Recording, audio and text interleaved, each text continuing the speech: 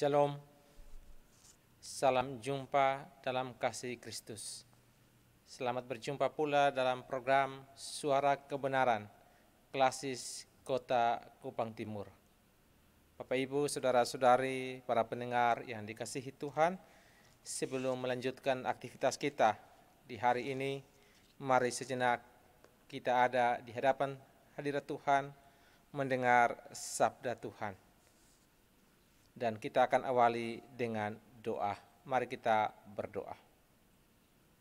Ya Tuhan, ya Allah kami, Engkau izinkan kami untuk kembali menikmati kehidupan di hari yang baru ini Tuhan. Dan sebelum kami melanjutkan aktivitas kami di hari yang baru ini, kami ingin mendengar akan sabda kebenaran-Mu ya Tuhan. Engkau tolong akan kami Tuhan, supaya dalam keterbatasan kami dilayakan, kami dimampukan, dan kami mengerti sabda kebenaran-Mu.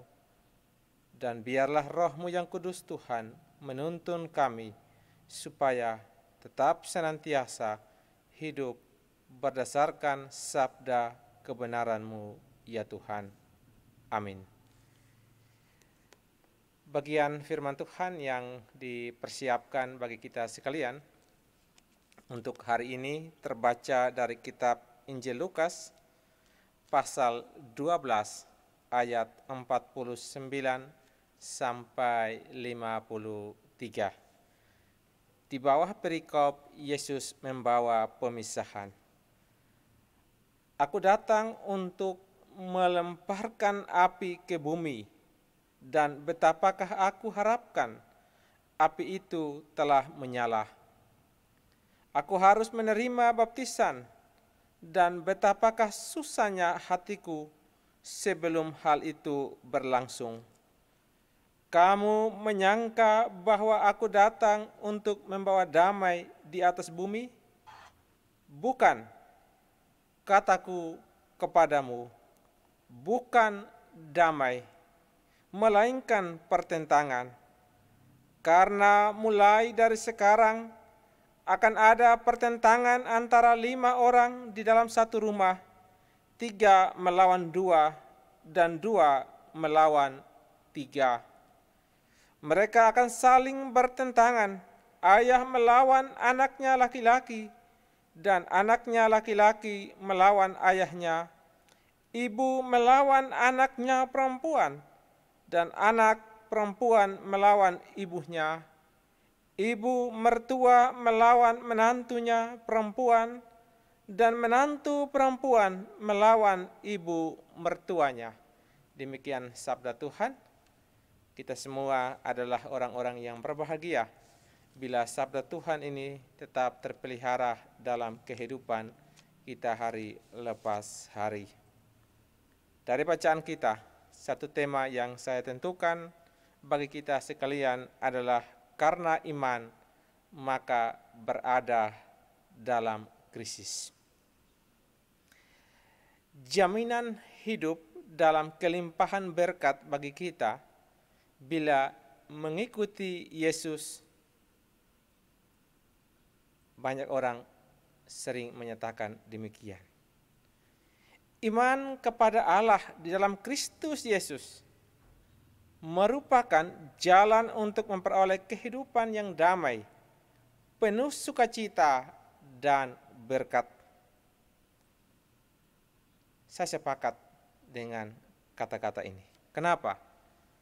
Bukankah Tuhan Yesus sendiri menyatakannya kepada kita? Matius pasal 11 ayat 28 berkata, Yesus menyatakan, marilah kepadaku semua yang letih lesuh dan berbeban berat. Aku akan memberi kelegaan kepadamu. Dan saya kira ini juga yang menginspirasi terciptanya kata-kata dalam nyanyian, lain dulu, lain sekarang. Kini ku hidup di dalam Tuhan yang penuh damai dan penuh sentosa ku merasakan. Lain dulu, lain sekarang. Kini ku hidup di ladang Tuhan, berkat dan anugerah diberikannya. Terima kasih Tuhan. Hidup dalam Tuhan sangat menyenangkan. Ada banyak berkat, sukacita, dan kebahagiaan yang bisa kita terima dan tentu kita nikmati. Tetapi ternyata tidak selalu demikian pengalaman dalam kehidupan sehari-hari.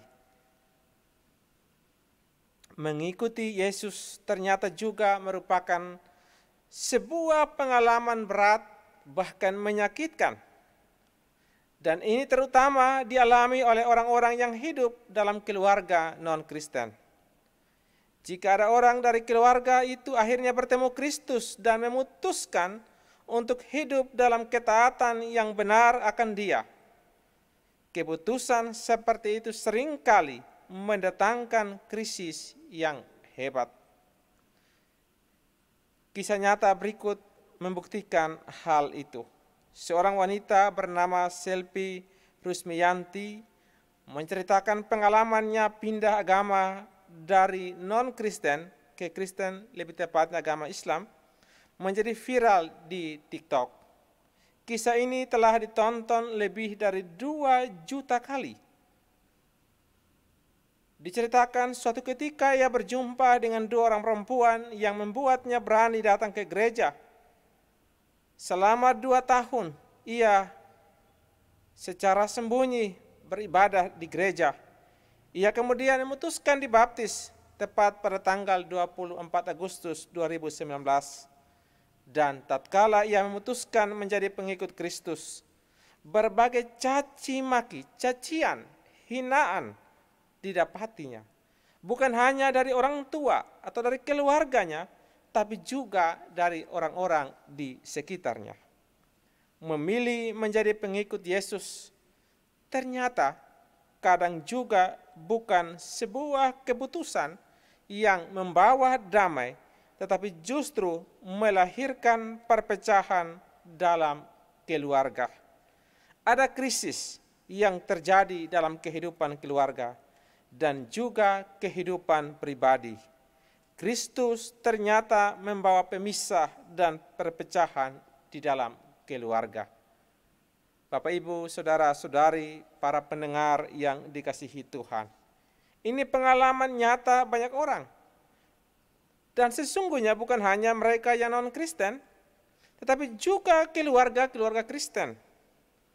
Betapa sering dalam rumah tangga Kristen ada beda pendapat, bahkan konflik antara anak dan orang tua, bahkan juga antara suami istri.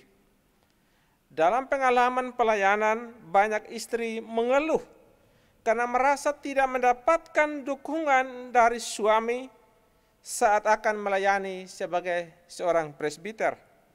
Bahkan ada yang diperhadapkan dengan pilihan yang cukup sulit. Tetap melayani berarti harus pisah dengan suami.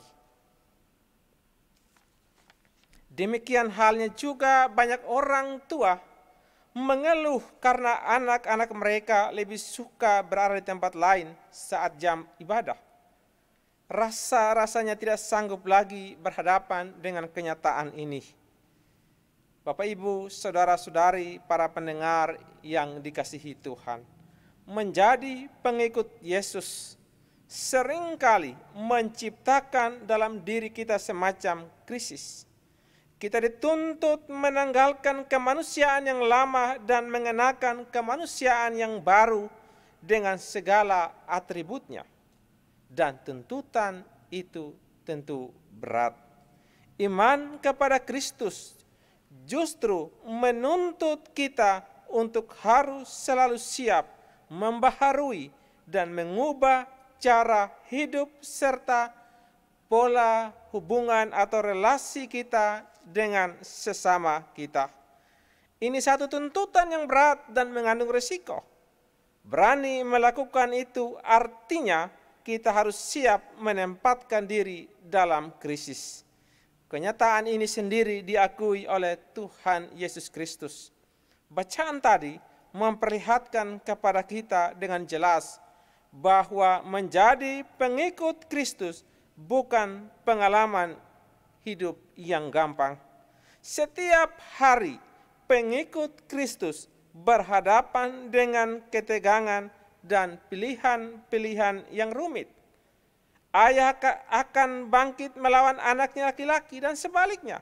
Begitu juga ibu dan anak-anaknya perempuan akan saling berbantah-bantahan. Kalau demikian, apakah kita tidak lagi perlu percaya kepada Yesus?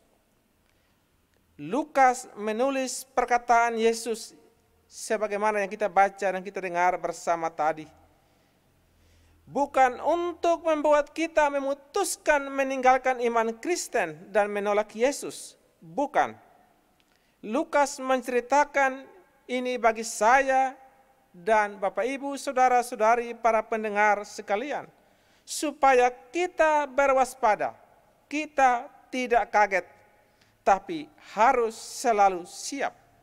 Inilah salib yang harus kita pikul sebagai konsekuensi iman kita kepada Kristus.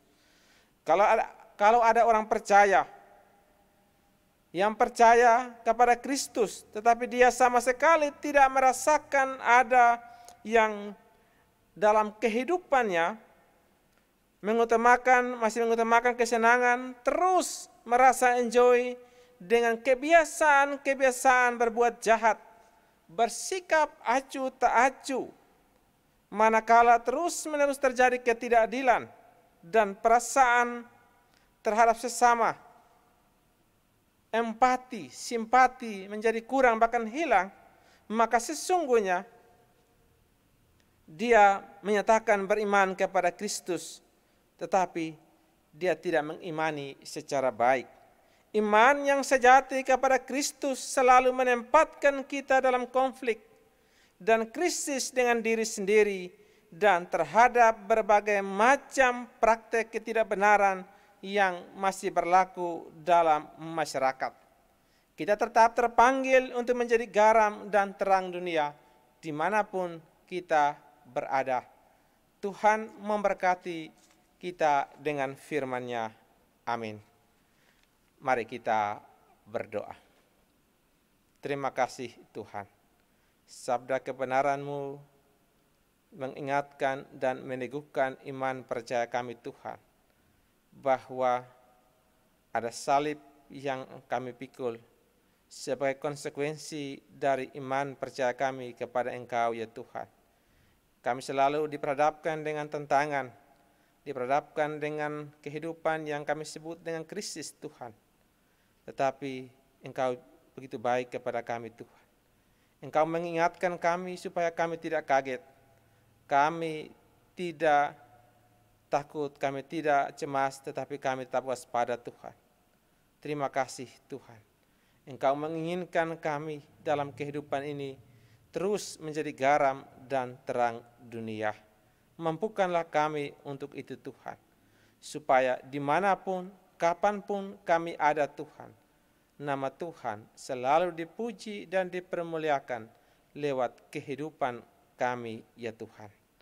Aktivitas kami di hari yang baru ini, kami menyerahkan seluruhnya kepadamu ya Tuhan.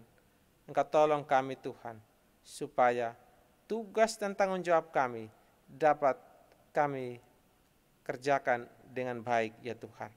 Kami mendoakan segala aktivitas pelayanan di lingkup klasis Kota Kupang Timur ya Tuhan. Tuhan memberkati terlebih di tengah masa pandemi ini Tuhan. Begitu juga aktivitas pelayanan di lingkup sinodal Tuhan. Tuhan juga memberkati semuanya ya Tuhan. Kami tak lupa mendoakan bangsa dan negara kami Tuhan. Pemerintah kami, semua pihak dalam upaya untuk memutus mata rantai penyebaran COVID-19. Engkau tolong akan kami Tuhan, supaya kami cepat keluar dari keadaan yang tidak mengenakan ini Tuhan.